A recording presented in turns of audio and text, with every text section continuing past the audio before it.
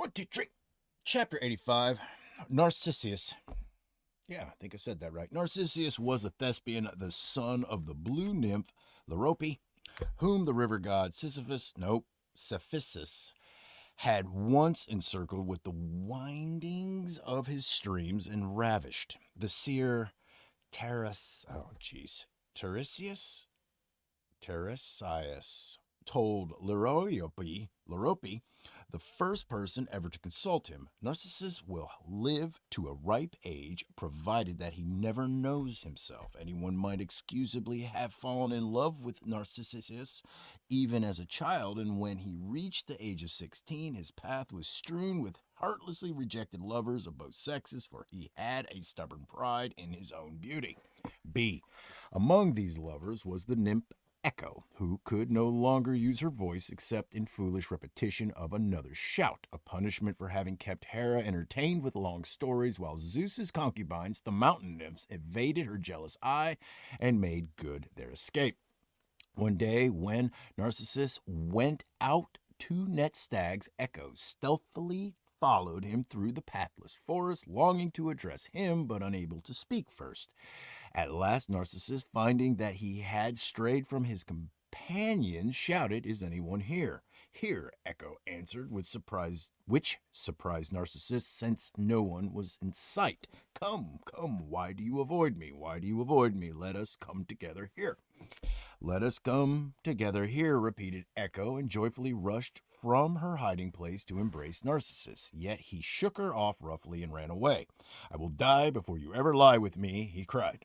"Lie with me," Echo pleaded, but Narcissus had gone, and she spent the rest of her life in lonely glens, pining away for the love and mortification until only her voice remained. C. One day, Narcissus sent a sword to Amenius, his most insistent suitor, after whom the river Amenius is named. It is a tributary of the river Hellesian, which flows into the Alpheus. Is that Man? There's a lot of different names today. Alpheus. Amenius killed himself on Narcissus's threshold, calling on the gods to avenge his death. D. Artemis heard the plea and made Narcissus fall in love, though denying him love's consummation. At Donicon in Thespia, he came upon a spring clear as silver and never yet disturbed by cattle, birds, wild beasts, or even by branches dropping off the trees that shaded it. And as he cast himself down, exhausted, on the grassy verge to slake his thirst, he fell in love with his reflection. At first he tried to embrace and kiss the beautiful boy who confronted him, but presently recognized himself and lay gazing enraptured into the pool hour after hour.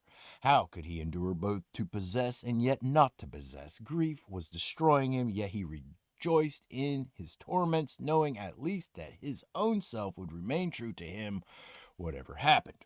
E. Echo, although she had not forgotten Narcissus, grieved with him. She sympathetically echoed, "Alas, alas," as he plunged a dagger in his breast, and also the final, "Ah, youth, beloved in vain, farewell," as he expired.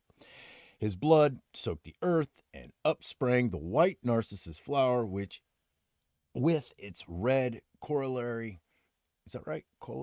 Corollary, yeah, from which an ungent balm is now distilled at Chironia. This is recommended for affections of the ears, though apt to give headaches, and as a vulnerary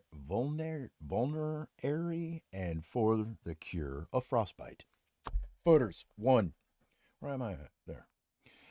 The narcissus used in the ancient wreath of Demeter and Persephone, Sophocles, Oedipus at Colonus 682 to 4, and also called Larian, was the three-petaled blue fleur de lis, or iris, sacred to the triple goddess and worn as a chaplet when the three solemn ones, or Aranis, were being placated. Placated? It flowers in late autumn, shortly before the poet's Narcissus, which is perhaps why Leurope has been described as Narcissus's mother.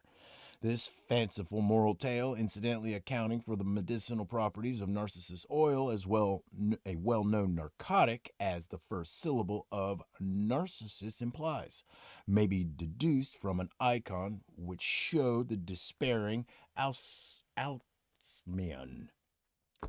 or Orestes, lying crowned with lilies beside a pool in which he has vainly tried to purify himself after murdering his mother. Then Aramis, having refused to be placated, Echo in this icon would represent the mocking ghost of his mother, and Eminius his murdered father. 2. But Issus, like Inthus, is a Cretan termination, and both Narcissus and Hyacinthus seem to have been names for the Cretan spring flower hero whose death the goddess bewails on the gold ring from the Mycenaean Acropolis. Elsewhere, he is called Antheus, a surname of Dionysius. Moreover, the lily was the royal emblem of the Gnossian king. In a painted relief found among the palace ruins, he walks, scepter in hand, through a lily meadow, wearing a crown and necklace of fleur de lis. All right.